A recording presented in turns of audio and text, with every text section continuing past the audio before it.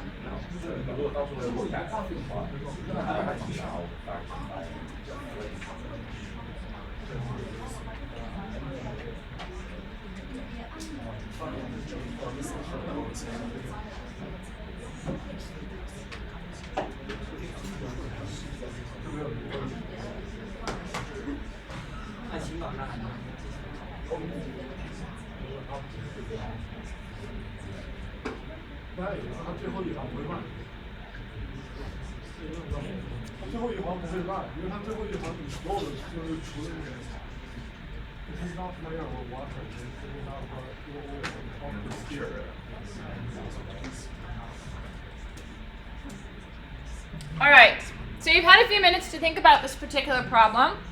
What tests do we need for this function?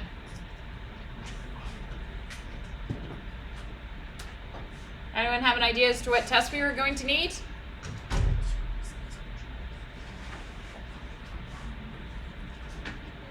Back?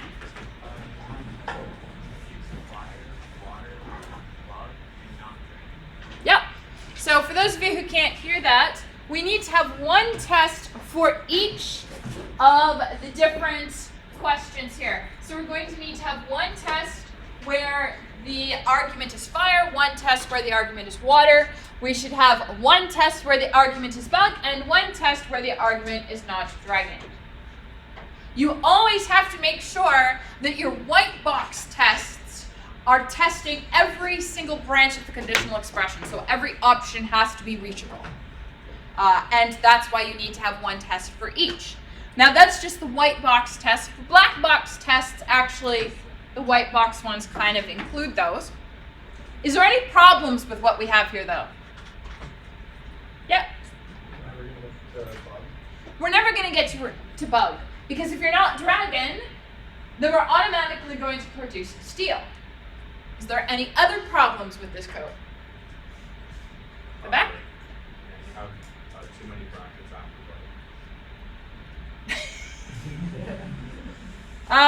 That is actually true, but that's not the problem I was thinking of. What's the other problem? This is the thing about Racket. Balancing brackets is annoying. Yes, I know that would have been half a mark loss on an exam, but I'm not writing the exam, so haha. Don't you use square brackets instead of circle brackets? Actually, it doesn't matter. You can use square or circle. It's the same thing. It's equivalent. Yeah, don't worry about that. Pardon? The quotation mark? No, that's going to be our symbol. It's just rendering silly. What's the problem with this? What happens if I pass this function the argument dragon as a symbol? Yeah, you're saying essentially saying this here. If you pass this function the argument dragon or the symbol dragon, all of the questions will evaluate to false, and you get what's known as a runtime error. That's an error that actually occurs while you're executing the code. So this would be one of those fun things. If you did want to go and fix this, you're welcome to give that a try. And if I've gotten the elements wrong for Pokemon, I'm sorry. Pokemon didn't come out until I was high school. I'm sure my daughter will probably shake her head at me, but anyway, let you fix that yourself. All right, so now we've got a couple clicker questions for you. So if you've got your clickers with you, why don't you get them out?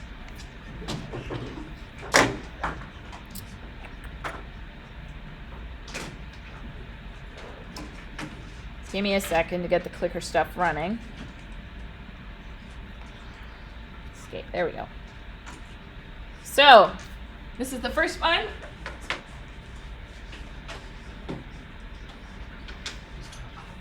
I'll give you about a minute.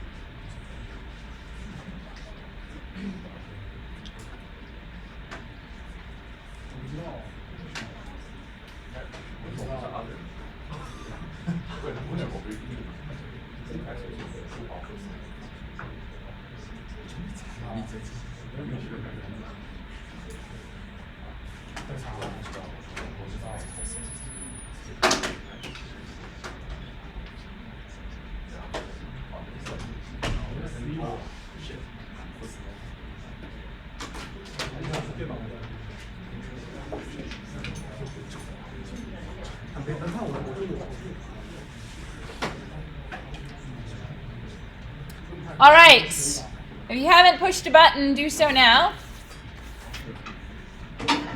Let's see what everyone voted for. So the majority of you voted for C, which, by the way, is correct.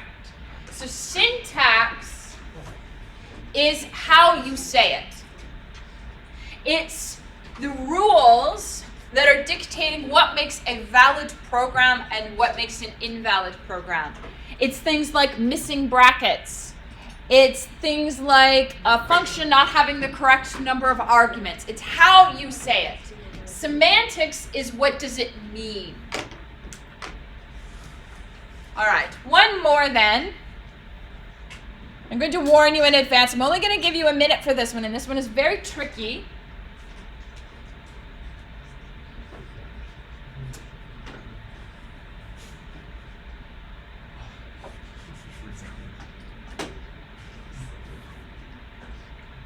Oh, did I not push the button?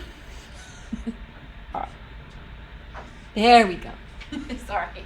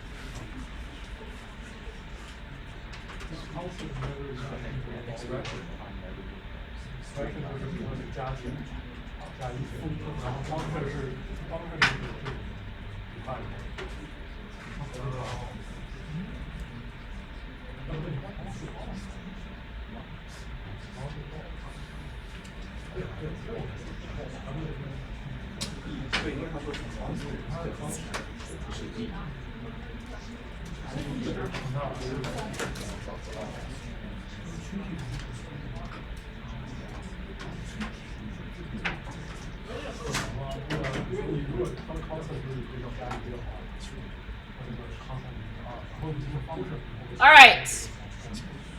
So before I show you the votes for this one, I just want you to know that I didn't expect that you would be able to figure this one out. And so everybody's going to get correct regardless of what you've typed. Let's see what the vote is. So most of you are saying B. It's actually A. We are not looking at substitution rules. Substitution rules are semantics. Grammar rules are syntax. And the syntax of a constant definition in Racket says you are binding a name to an expression.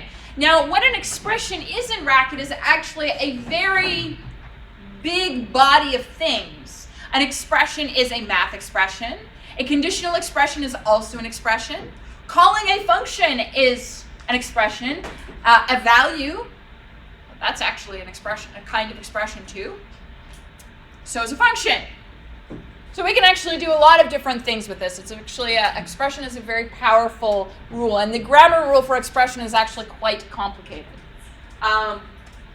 If this kind of thing interests you, by the way, how do you actually specify the grammar for a language?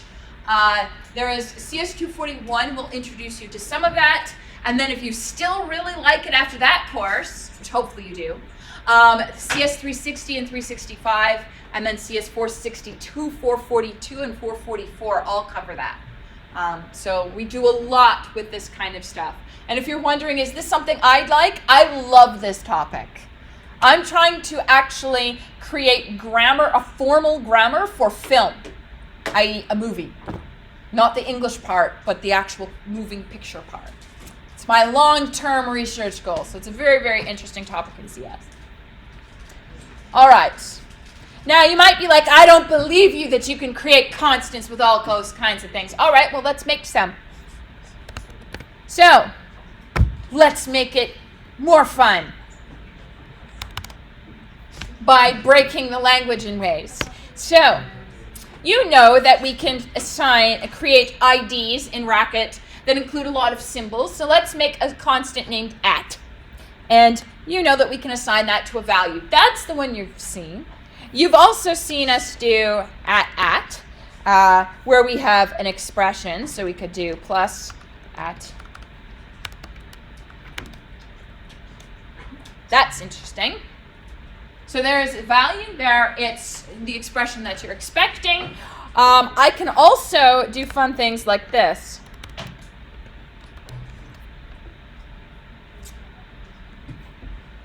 And we can run that.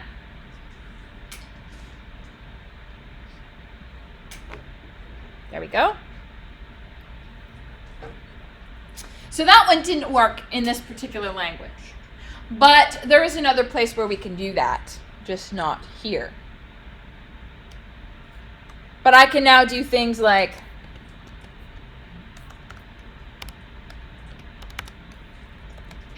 see why you give things meaningful names? Because you start to get really messy. So there's all kinds of things that are accepted as a constant. There is more, but in this particular language level that you have access to now, they are not supported. So I can actually assign a constant to be a function, but I can't do that in this language level. You will be able to do that shortly, however. All right. So on that note, let's go back to where we left off, which was Module 5. And we're going to finish Module 5 today, and then we are going to move on to Module 6, which is the list topic. So last class we were talking about differences between syntax and semantics with Racket. And the syntax is, as we said, that's how you say the program. That's the grammar rules that are going to dictate, is this a valid program or not? And then the semantic rules with Racket, well, that's assigning the meaning to the actual sentences in the Racket language. That's the substitution rules.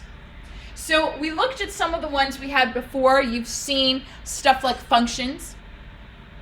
whether they are built-in functions or whether they are functions you've created yourself. And we've actually been using that in the last 4 or 5 lectures. So that's not a new thing. But we hadn't, as of yet, introduced how to do substitution for constants. So just to review that, if you have some constant that you're binding to some value, then the substitution rule is you're going to say ID yields the value. Now, if your define doesn't bind the name to a value, but the name to an expression that is not a value, then you should know that we are going to evaluate the expression first and then bind the name to the value. Remember that bracket always evaluates the expressions first. So it's never going to apply a function to an expression. It only is going to apply it to a value. All right. Now, we showed you last class how to actually do the stepping for this. And it can be very wordy. So if you have a constant x that's already defined, and then you want to actually do the substitution for constant y, you would do, okay, well, I have y is defined as x plus 1. In your first step, then you would say y yields, and then you copy down the x, define x3, and then you're going to substitute the value for x into this expression here. Now, why do we go from there to there? Because we see that, oh, y is bound to an expression, not a value. And then we're going to say, okay, well, let's evaluate the expression. When I look at the expression there, I see I'm adding, and then I look at the arguments and realize x is not a value, so I have to substitute it in. So I get the substitution of x is 3. And then the next step, y yields x3 again. And then y, I finally evaluate this expression 4. And then in the final step, I'm going to say y is bound to 4. Y yields 4. That's very wordy. We don't expect you to write all that. You can drop the other constant out. So have it at the beginning, and then with each substitution step, you can just write the part that you're working on, which is the y. That's totally fine. All right. Now, what about conditional expressions? This one we didn't talk about when we presented conditional expressions, so it's good to come back and evaluate it now. We did mention before that the questions are going to be evaluated in order, and that is still true. But how do you actually do the substitution steps with a conditional expression? All right. So you start at the top of the cond expression, and you're going to evaluate the question. The question is going to yield true or false. So the substitution rule, if the question yields false, well, then we're not going to even look at the answer because this is not our situation. This is not where we're going to go. So if the question evaluates to false, then the next step is to actually eliminate that whole case and do con of whatever is left. There's no point in continuing to write that false answer, false expression, because you're not going in there. You're not evaluating it. You're not looking at it. You are done with it. So let's get rid of it. So that's on the left here. That's your current position. And the right is what the next step is going to look like. All right. Now, if, however, the question evaluates to true, then we want to produce the expression. So if my question is true, the next step is going to start with expression. That's the answer to the question. You'll note that all the con stuff disappears because the first time you get a question that evaluates to true, we produce the answer and we're done. Now, so that's when we have questions that are predicates or propositions. What if we check every single question and they're all false, and all that we have left is the else? The else always evaluates to true. So if you have con else expression, and that's all that's left, then you're just going to produce the expression. All right.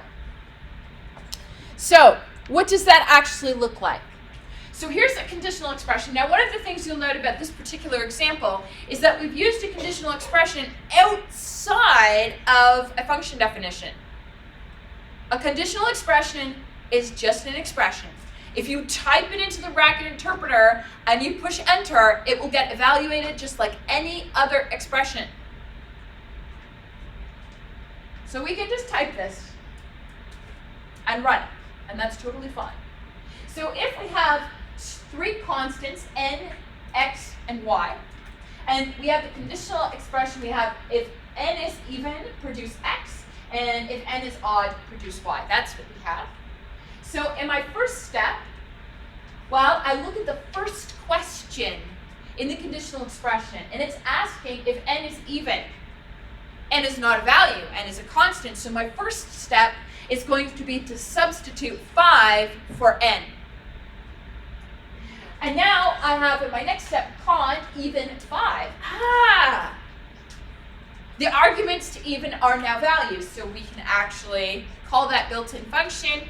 And so in my next step, you'll see that, well, 5 is obviously not even, and so that question evaluates to false. So I have cond false x. All right. Now the substitution rule from here says, since this question evaluated to false, let's just drop it and move on. So you'll see in the next step, we've actually eliminated this completely because it's irrelevant. And now we're just left with checking is n odd. Now we're applying odd not to a value, but to n. So my step that I take next is to substitute 5 in for n. And now I can evaluate odd, and yes, 5 is indeed an odd number. So I'm left with cond true, y being the answer. And so the rule from here states that we produce the answer, an expression. Now this is y. Now we're not done, because y is not a value. Expressions are supposed to produce values. So what we're going to have to do from here is to evaluate y. And we notice y is a constant, so we're going to substitute 7 in for y, and so the final answer is 7 here. All right, any questions about how we've gone through this? All right. Now, interestingly enough, there are some little quirks to languages that are interpreted like bracket, such as what happens if we didn't have a constant y? When would that cause a problem? Now, if you've programmed in Java or C or anything like that, you'd be like, oh, there would be a problem before you even ran the code. It wouldn't even compile. But this is not C. This is not Java. We wouldn't actually discover that there was no meaning for y until we reached that substitution step. We would actually go through all of that work, and in the second last one, when we try to find and substitute in a value for y, we realize, oh, y is not defined. We don't find out about that error until we are actually running the program.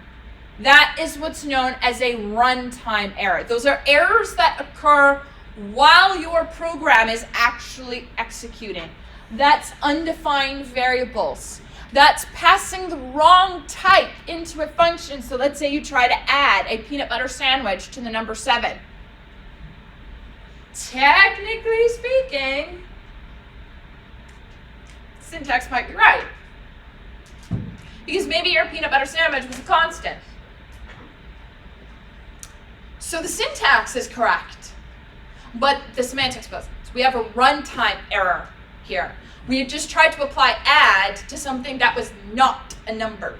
Or maybe we tried to divide by 0. We won't actually know we're dividing by 0 until we try to do it. All of those things happen while we are actually running our program. They're called runtime errors. They are different from syntax errors. Syntax errors you discover before you push run, before you call the function, because Racket highlights them in angry red and says, hey, this is wrong. Syntax errors are easy to fix. It's unbalanced brackets. You can't spell. You pass the wrong number of parameters to a function. You have a broken keyboard like I do, and it puts extra C's everywhere. I apologize if I'm responding to your Piazza post and you see like weird words that have like way too many C's in them. I have to get my keyboard fixed. I just haven't had time, okay? All right. Syntax errors are easy because you're going to know about them before you even try to run the program. Dr. Rackett's going to highlight it in angry red and tell you what the problem is, and it's fairly easy to fix. The real problem is runtime errors. Runtime errors are hard because you don't find out about them until you're running your program. And what's interesting is sometimes you have a runtime error in your code, but you never encounter it because the tests that you wrote don't end up causing the runtime error. This is why you need so many tests. Tests for boundaries. Tests to make sure you can visit every one of the cases of a conditional expression. You're trying to identify all of the possible runtime errors before you actually ship your code out to someone else. Now, one of the things that's very tempting, not just in this course, but in every CS course, is even if you do all of your planning on a piece of paper, you're like, all right, I've got my plan, I'm going to sit down now, and I'm going to do all of question 2. So you type. You do all of question 2's typing, reading off your paperwork, and maybe you had a mistake. At the end of typing all of question 2, which has 10 parts that all build on each other, you hit run, and you get a runtime error. How do you find the runtime error? It's not always so easy. So to help you reduce the difficulty of identifying runtime errors, my recommendation to you is instead of writing all of the question at once, all of your functions, write one function. Test that one function. Don't even proceed to the next function until you are 100% convinced that the previous one works. So even though my understanding is helper functions don't require tests as part of their design recipe, you should still be testing your helper functions as a means of proving to yourself that the helper function works. If you come to my office or the TA office hours or the ISA office hours and you have some code that uses like 20 different helpers and you have no tests for them and you have a runtime error, the first thing we're going to say is, well, all these helpers, can you prove to me that they work? Do you know if they work? Write them one at a time, test them one at a time. It'll make your life a lot easier. All right, so on the next slide, there's actually a description of those errors. You're welcome to read it, but we're not going to. All right, so we've got the substitution rules for conditional expressions. We've got it for functions, both built in and ones we've written ourselves. We know how to do it for expressions. We also know what to do for constants. But what we haven't talked about is substitution rules for and or. And you're probably thinking, oh, well, it's just a regular function. I'm just going to do what I always do with it. No, actually, you can't. Because and or are very special. They have special behavior. Remember that and is going to produce false if any one of its arguments evaluates false. And or is going to produce true if any one of its arguments evaluates true.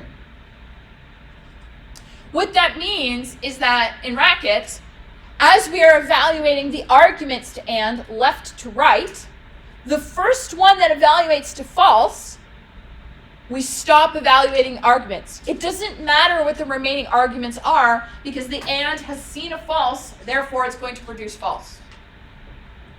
And likewise for the or, the first argument going left to right that evaluates to true, well, we've got our one true, therefore the or is going to produce true regardless of what the other arguments are. That's going to affect the substitution rules. So the substitution rules for and, if the argument we are working with evaluates to false, then we produce false. We're going to ignore the evaluation of the remaining arguments because they don't matter and Racket's not going to look at them anyways. If, however, the argument is true, then we're going to remove it and move on to the next one. So we're going to omit the true and move on to whatever is left for the arguments. When the and reaches just its name in brackets, so no arguments, that means that every argument to the and evaluated to true, therefore and should produce true. So if you're left with and no arguments, it should produce true. Now or is very similar, except flip the trues and false. So if you see or true, you're going to immediately produce true. That's the substitution for that. Because it doesn't matter what the other arguments are, it's going to produce true regardless. If, however, you see or false, you're going to omit this false and just produce whatever is left. So or, and then the remaining, arguments. And when you see or by itself, that means all of the arguments evaluated to false, which means or is going to produce false. So slightly special rules for and or. Yeah. Why does it end with or? You're going to have to speak up a fair bit. Why does it end with or and? Like if you're doing a stepping problem, Yep. would you end with or? So these are two separate rules, right? This is the rules for and this is the rules for or. So are you asking why does it end like this? Yeah. Like, wouldn't it end with the last argument? No. So just the rule that we have is once all of the arguments have been processed and we're just left with the name, then we'll produce for or it will be false. Yeah. That's just the rules of evaluation that they have done. Technically speaking, so if you had or with a single argument false, that should be enough to just say false, but in how bracket works, it actually takes one additional step. Yeah. So it doesn't have any special case rules like that. Yep. If I just type the last line on or, like parentheses or parentheses, then that would be valid in my program? So technically speaking, each of the substitutions are supposed to be valid programs. I can tell you I've never actually typed that in Racket. So let's see what happens. It should work. Let's give it a go. That's one of the beautiful things about writing computer programs, right? If you've never done it before, just try it. You're not going to break anything. So let's do it down here.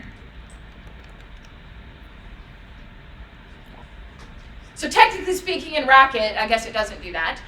But for the record, I kind of expected that. And the reason is the actual substitution rules in Dr. Racket are different from the ones we were doing. So if you're thinking that you're going to cheat on the stepping problems by using the stepper in Dr. Racket, it gives different answers. Why? Optimizations, shortcuts, all kinds of other things. Unfortunately, languages that are evaluated with substitutions tend to be not so fast. So things like Dr. Racket might be taking certain shortcuts and certain liberties that we are not. So don't use the stepper in Dr. Racket. Use our stepping rules, not theirs. All right. That's the wrong page. So then, this is probably the most useful part of this particular module. And when you're studying for your midterm, I recommend that you refer back to this just so you remember all of the appropriate substitution rules. But slides 23 and 24 have all of the substitution rules that we've provided you with so far. So we've got all the ones for applying built-in and your own made functions, substitution rules for constants, and then on the next page, the ones for conditional expressions, ands, and ors. They're all there. All right. So, that is actually the end of Module 5. And if any of you are wondering, like, what is the point of the stepping? So, it's very tempting to think that the stepping has no purpose other than to help you see how Racket evaluates a program. There is actually a reason why learning the substitution rules is important. It's called tracing through your program. You've written a program. You are not sure why you are getting a particular result. You have a whole pile of tests. one of the tests is failing and you don't know why. Step through the code on a piece of paper, and as you step through the code, you should be able to very easily identify why that test fails. Because you just became the computer.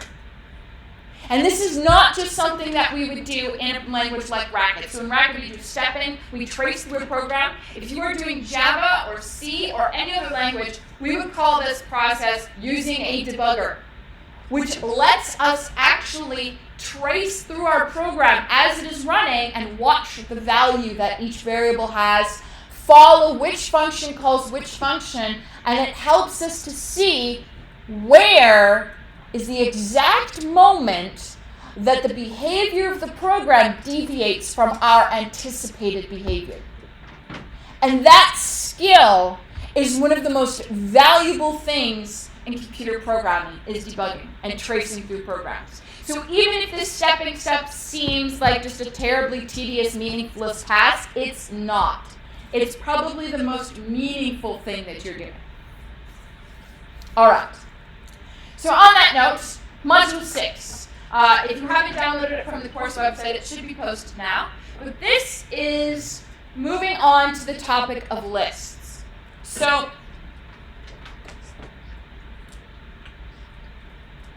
we have actually given you a large number of data types to work with. So you have the data type of numbers, which is integers, natural numbers, and just real numbers.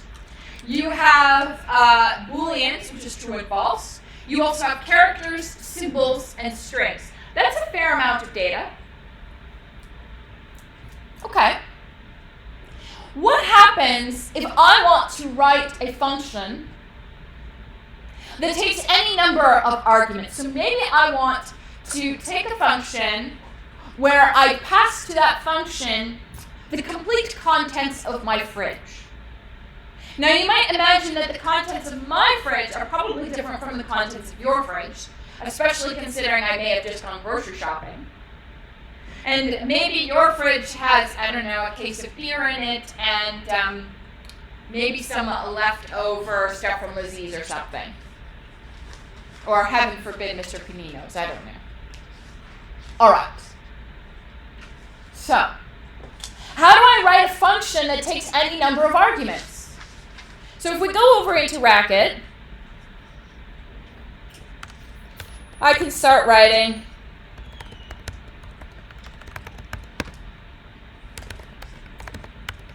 how am I going to represent as my arguments the fact that I may have nothing in my fridge to I may have a million things in my fridge? Obviously, you can do this because add and max and min and or can take any number of arguments. But it's not easy. Now, and you might be wondering, well, what about languages like C? You can't do that. C? You can actually. It's a thing called var args. Not fun to use, but totally doable. So it is doable, but it's not pleasant. Let's move on to another idea then. What happens if I want to write a function that consumes a hand of cards? And let's say that I have 10 cards in my hand of cards, and I want to compute the sum of those 10 cards, sum of their values. So I start out, here's card 1, card 2, card 3. Are you bored of me typing this yet? I'm bored of typing it.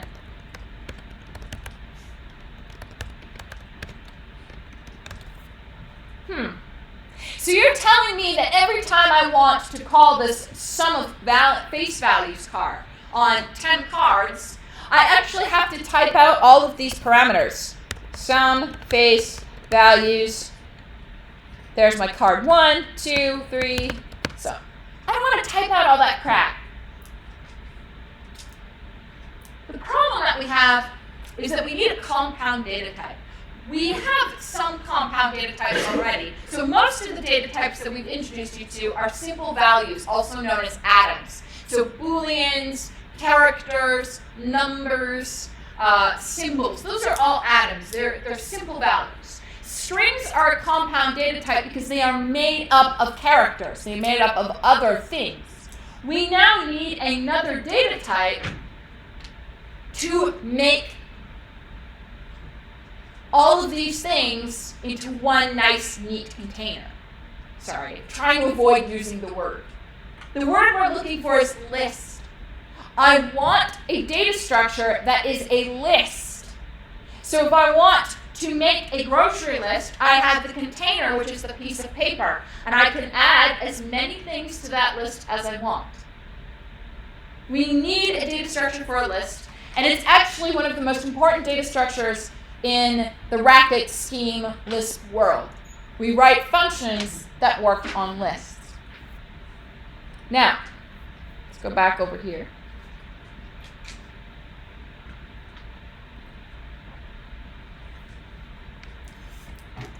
What is a list?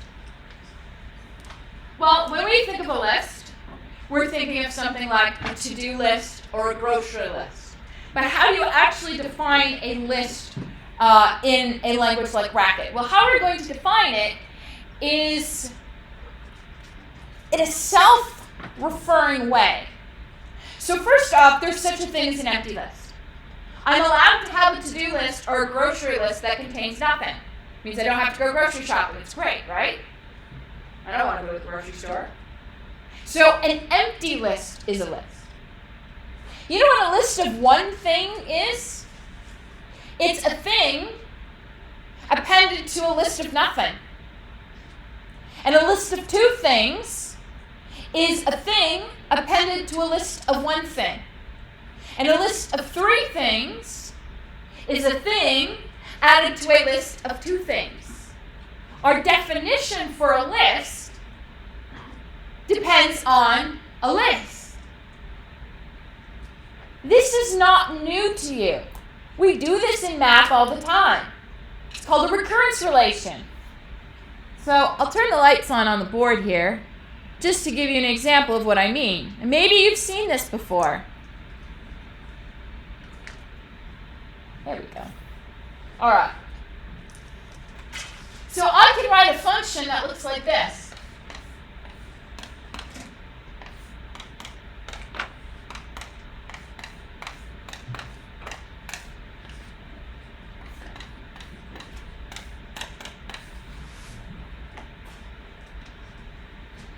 This is a definition for a function. It's a recurrence relation. The definition of t depends on t. So if my argument is 0, it's going to produce 0. This is known as the base case. I also am going to be referring to it as the stopping condition. So we have this base case. So if I have n is equal to 3, well, when I have, so t of 3 is equal to 3 plus t of 2. And t of 2 is equal to 2 plus t of 1. And t of 1 is equal to 1 plus t of 0. My definition depends on myself.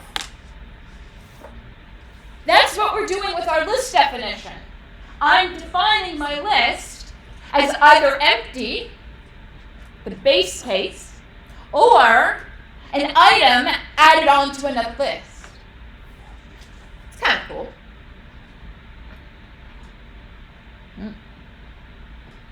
There we go.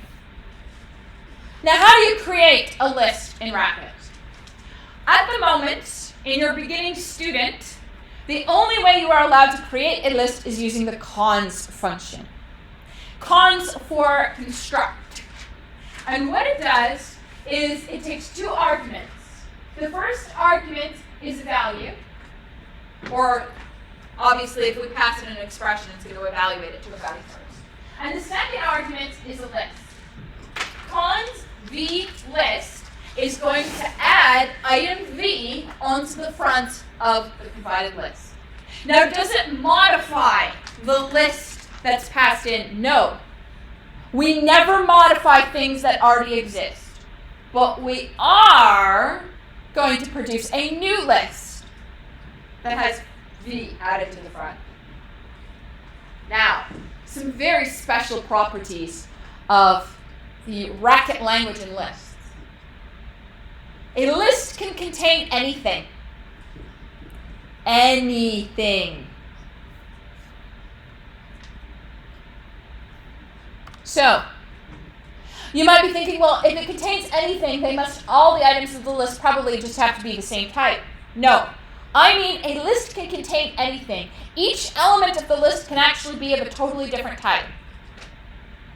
That is really powerful and very, very cool. That is not something that is easily achieved in languages like C and Java. This is something that is just drop dead easy in Racket, though. So, you don't believe me, so let's do some list creation. So, I'm going to define my first list. I'm going to just add a string. So there's a string. Onto a list that has a number. Onto a list that, let's do a symbol.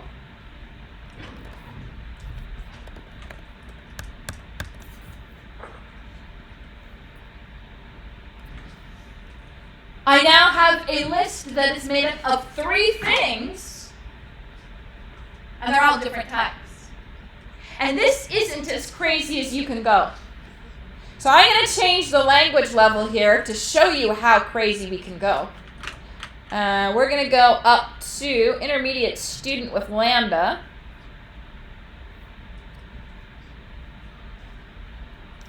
And now I'm going to make a list that's even crazier.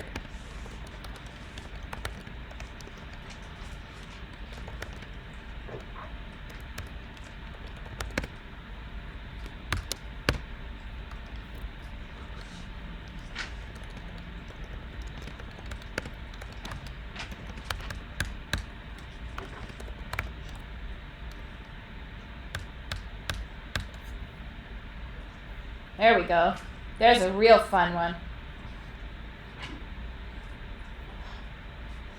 I had to up the language level because some of the stuff isn't allowed in beginning student, but by the end of the course you'll know what all of this is because we'll be moving up there. So you'll notice I have a string, that's kind of boring in my list. I also have a number in my list, that's also very boring. Wait a minute, I have a function here with no arguments. A function is a value. I can make a list of functions. And this one here, lambda, that's also an unnamed function. I have a function with no names in here. Lists in Racket can contain anything. And that's really, really useful. All right. So how do we use these things? Well, first off, we're going to have to turn the language level down. So let's get rid of this.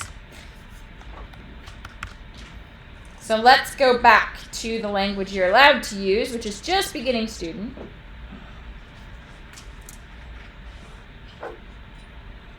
So what do I want? What am I going to do in order to get the first element of the list? So we know how to make lists. We chain together these cons to have that recursive definition of the list. I'm adding an item to a list, and then I add an item to the list that I just made there. So how do I get the items out of the list? Because making the list is one thing. And it's nice because I can now write a function, and instead of taking 10 individual cards, I can pass it a list of cards. How do I get the cards out? So there are 2 primary functions in Racket to access the elements of a list, and they are first and rest. So first is going to produce a new value that's equal to the item that's on the front of the list. So if I call first on list 1, it gives me A, which is the item at the front of the list. What does rest do? Rest produces a list that is the contents of the second through nth elements of the list. So in list 1, if I call rest on list 1, I should get a list that's cons 1, cons blue, empty.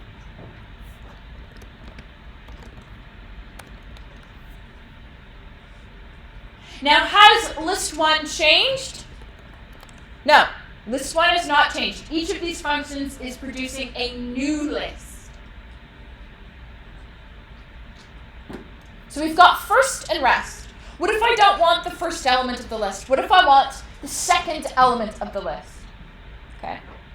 Well, the second element of the list is the first item of the rest of the list. What if I want the third item from the list? Well, the third item is the first item of the rest of the list. So you can chain these together to access the different elements. So first, rest, list 1. That gives me the second element. And I can do first, rest, list 1, and that should give me blue. What if I want the 20th element of the list? Then I take the first of the rest of the rest of the rest of the 19 times list. That's a bit of a pain in the ass, obviously. There are built-in functions for first, second, third, fourth, fifth, and I think all the way up through 9th. But you don't explicitly need them because first and rest are more than sufficient to actually get any element that you wanted. Not necessarily efficient, but they work. Now, interesting side note. So the Racket language is a teaching variant of the Scheme language, and Scheme inherits from a programming language known as Lisp. And there are some legacy built-in functions for lists that have traveled all the way down from Lisp through Scheme, and they are still there in Racket. And if you're Googling Racket code, you're probably going to come across these two functions. I'd like to show you them to give you a good example of why it's very important to give your functions good names. When I learned Scheme in CS241, very, very long time ago, there was no first and rest. That is unique to Racket. If I wanted the first element of a list in Scheme, I use a function commonly referred to as car. That gives me the first element of the list. Now, what if I want the rest of the list?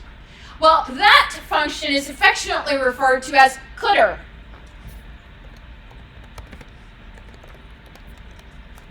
There's the rest of the list. Now, what if I want the second element of the list? I could do the car of the cdr of list 1, but that's too much typing for us. So what I actually can do with these relics is cadr. And what if I want the third element of the list, which is the first element of the rest of the list? Well, that's cadr.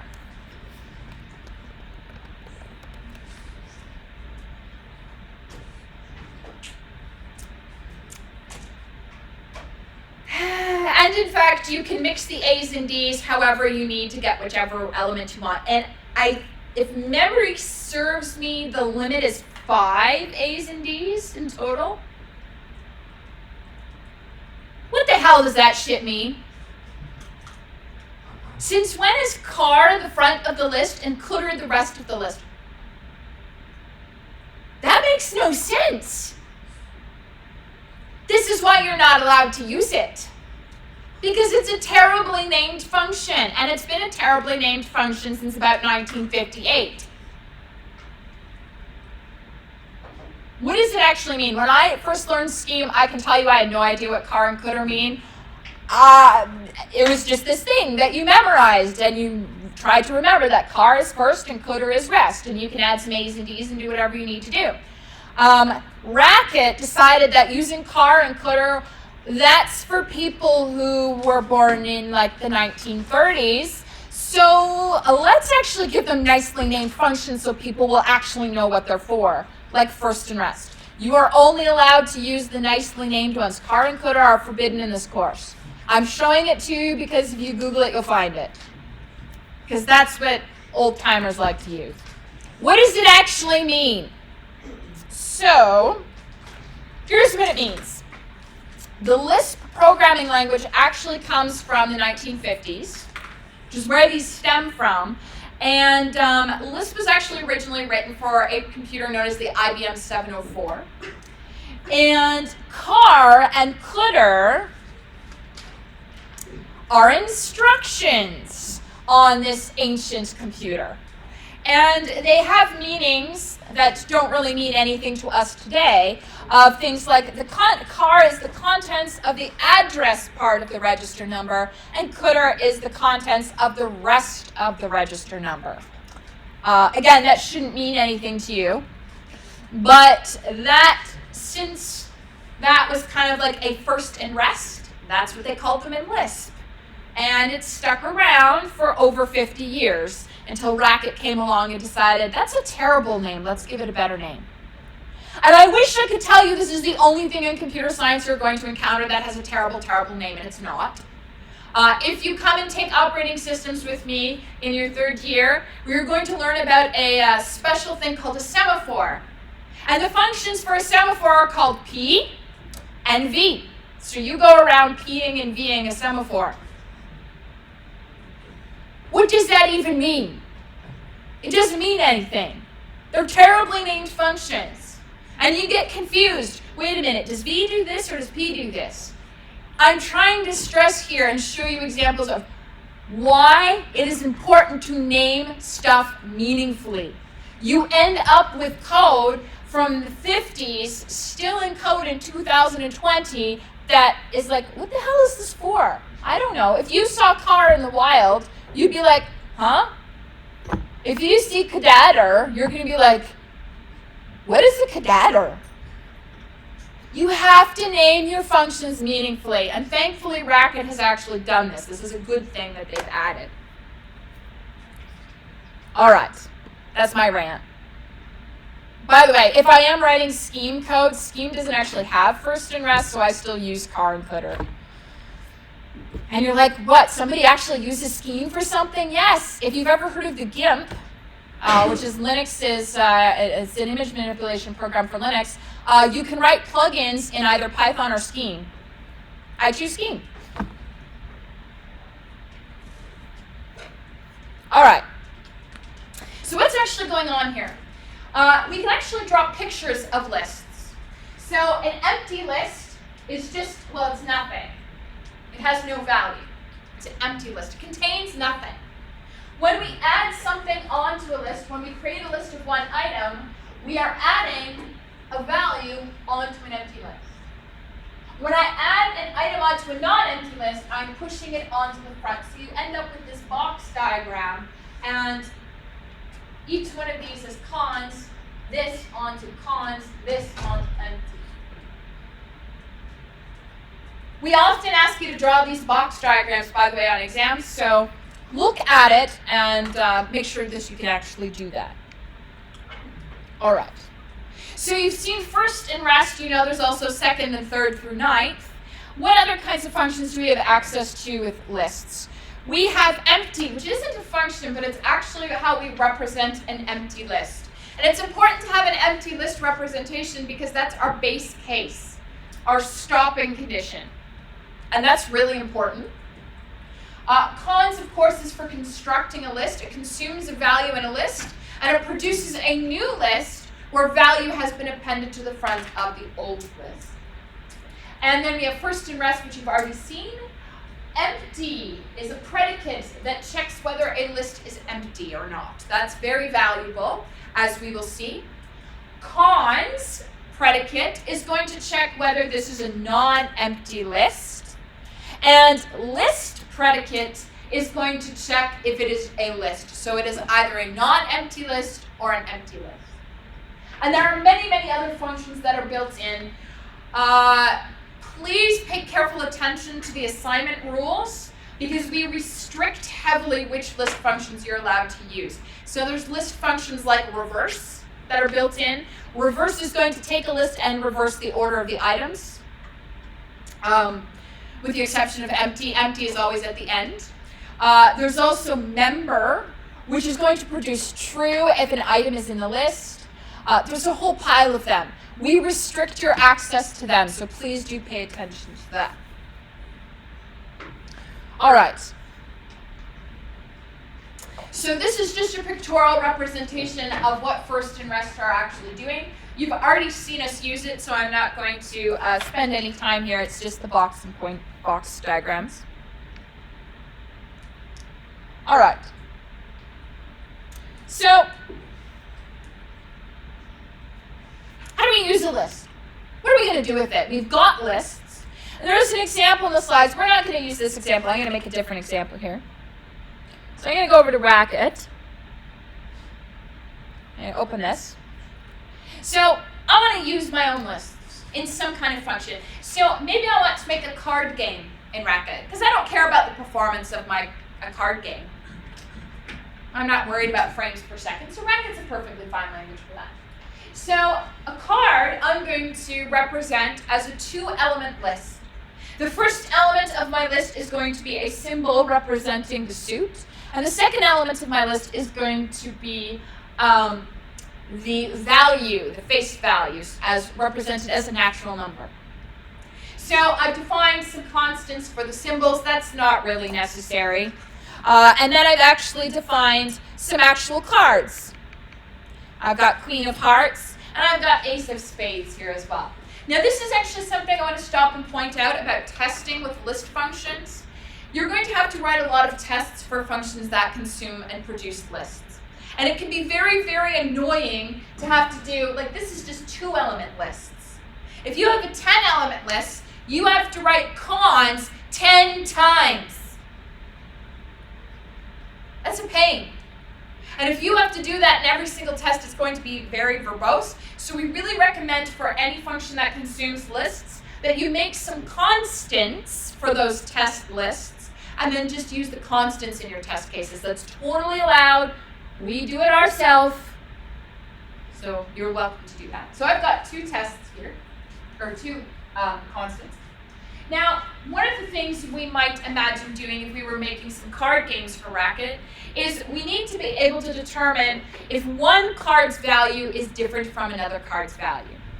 Now, the card value is the second element of my list, and I'm going to pretend I don't have access to the second function. So I know that I'm going to get the second element of my list by using the first of the rest of the list. So I create a card less than predicate that's going to check whether or not the value of my first card is less than or equal to the value of my second card. Fairly straightforward. Another function that we might want to create is I might want to test if 2 cards have the same value. So I might write a predicate card value equal. And again, the card value is the second element of my list. And assuming that I don't have access to the function second, I just take the first of the rest of the list. And so I'm going to extract that element and compare it to the other one. It's very easy to write functions that work on lists. Now these lists are very, very simple because they only have 2 items. Now we can write even more complex functions for our cards. What if I want to know if 2 cards are equal? Maybe I don't trust my opponent. Maybe I think they're cheating and they've got a bunch of aces up their sleeve. How would I compare to see if 2 cards are identical? So I don't just want to look at the value, I now want to look at the suit as well. So what I'm going to do is I'm going to check if the card suit is the same by looking at the first item of the list. Note here that because the first item is a symbol, I've used the appropriate symbol equal. And then I'm going to check the card values. These functions all kind of look the same, don't they? We have functions that consume 2 cards, which are lists, and they're going to do something maybe with the first element, and maybe they will do something with the second element as well. I want you to keep it in mind that these functions are very similar to each other. Keep that in mind for a few days, because we're going to revisit this in a bit. Now you notice one of the things we haven't done here is I haven't said the contracts. How do you put a list in a contract? Well, that's fairly simple. If you look here, the example in the course notes is concerts. And each concert is a string. And if I have a list of concerts, then I technically speaking have a list of strings. And so how I'm going to specify that my type is a list of strings is in brackets, I'll put list of, all one word, all lowercase, space, and then the type of the item in the list. Now, what if the list contains more than strings? Maybe it's a list of, I don't know, integers and characters. I might say list of char or int. What if I have a list of anything? Well, if I have a list of anything, I can use the any type. So that is what you're going to do for your contracts. Always put the most specific type possible. Yes, a list of string is technically a list of any, but that's not very precise. Remember that the reason why you want your contracts to be as precise as possible is because it's your only means of communicating to your user or to your fellow worker how they are supposed to use the function. What type does this function actually work with? All right. So, how do you handle empty? You don't. Empty, by the way, is a list, so you don't need to have any special cases for that. All right.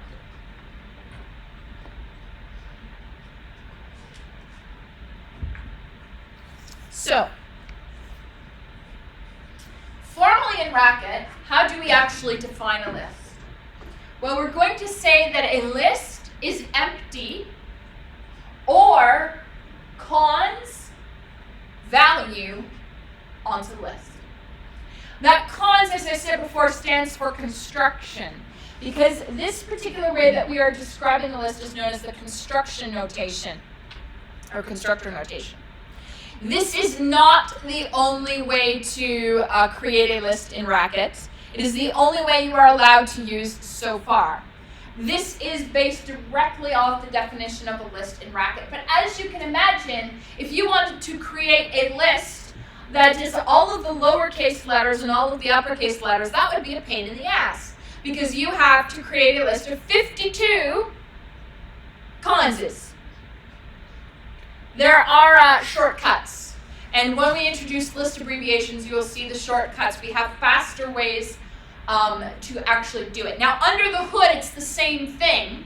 It's a shortcut for humans. So we don't have to type all these conses, but for now, you're stuck with all the conses. All right. Now,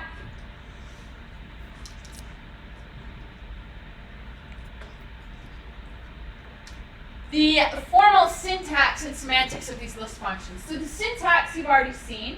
We have cons, we have first, rest, empty, cons, and list predicates. We also have second, third, and fourth, and all of those predicates as well, and more that we'll introduce as we go. What is the actual syntax for these that's accepted? Well, their arguments can be expressions.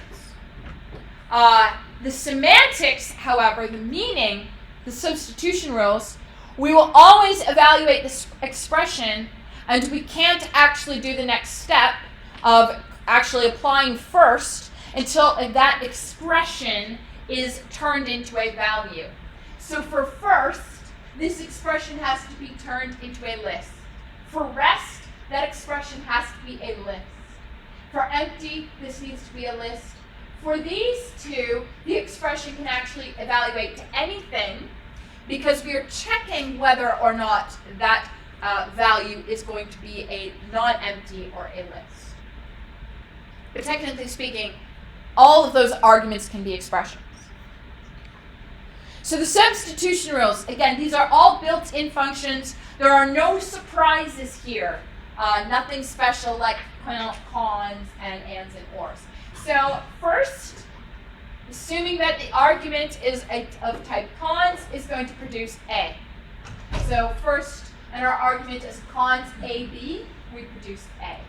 And rest, when you have cons AB, produces B. The rest of the list. Remember, cons is taking an item and adding it onto a list. So when you call rest on cons AB, the rest is B. Empty, so long as it is empty, the expression evaluates empty produces true. Otherwise, it's going to produce false. And then we have for cons, if the argument that is passed is of type cons AB, that is a non-empty list, then that produces true, and otherwise it's going to produce false. So empty would produce false. So more substitution rules to remember. Now, a fun note. I said that you could have a list of anything. Now you might be thinking, oh, that means I can have a list of strings and symbols and strings and functions. You can also have a list of lists. Keep that in mind. And there's nothing special that you have to do to have a list of lists. So for example, to make a list of lists, I'm going to go over to my other demo here. I can actually make another list.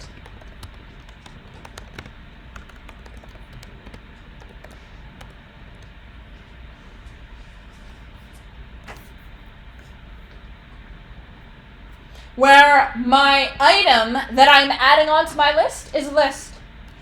And that's what you get.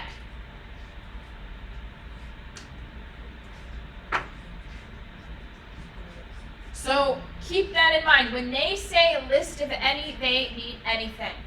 And by the way, when you have a list of lists, as I have here, when I call first on my list of lists, well, since all of the items in my list are lists, first is going to produce a list. So if I call first on list 2, I get a list. And if I call rest, I'm going to get a list too. There's nothing special that you have to do here. Nothing special. All right.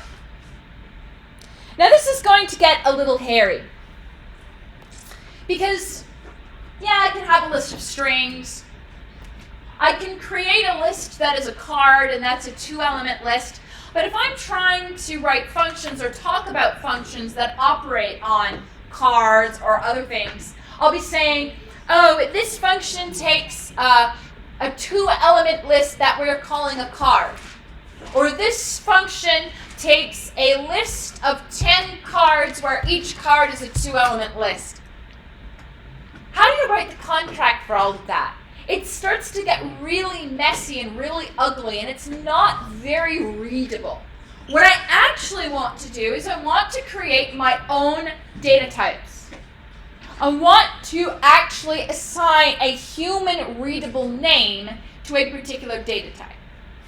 This is known as a data definition. Now, a data definition is nothing to racket. It's purely done in comments. But what we are doing with a data definition is mentally binding a name to some more complex or specific type. And then throughout our code, we can refer to it by the nice human readable name instead of some kind of compound nested list of types. Let me show you what I mean. So I'm going to turn the light on here. I can create a data definition for a card.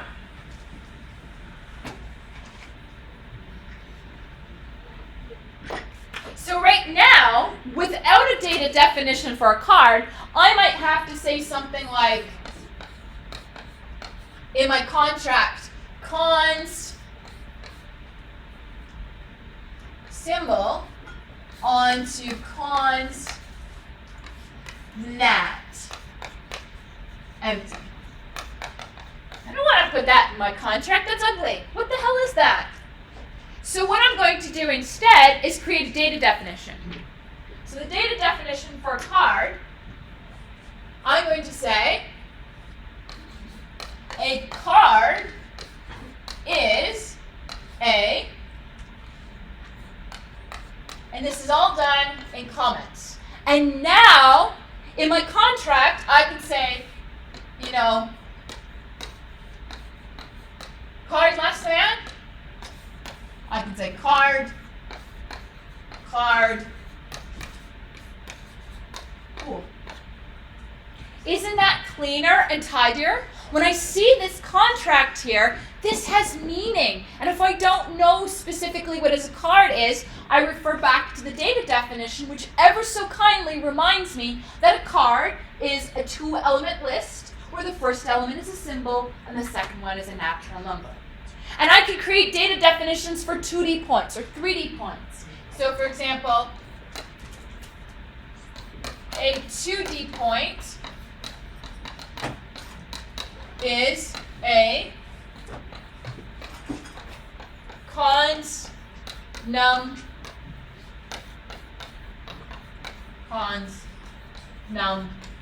empty.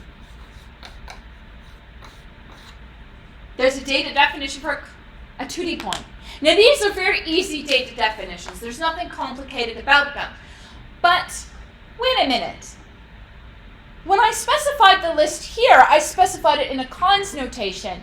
But earlier when I had a list of strings, I used list of stir to represent that data type. Where does that actually come from? Well, actually, that in itself was a data definition. So a list of a string is one of empty or cons string onto a list of strings. It's a self-referring definition. That is a data definition, and now I know exactly what a list of string is. And you could replace string with any type you want. That's the data definition. So I don't actually need to give those data definitions like that because those are just assumed, but now you know. Now what's interesting about this is a recursive data definition. It refers to itself. These are not recursive data definitions because they do not refer to themselves. And I want to point out that anytime you have a recursive definition, there are 2 critical things that you need. You need a base case, i.e. the stopping condition.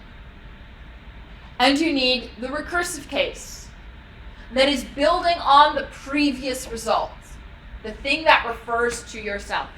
Now this is true in both data definitions and when we build recursive functions, this is also true. All right. So there's the general form of a data definition there. And I'm going to leave that here for today. And next class, we're going to look at how to actually do much more interesting things with lists than just look at the first element.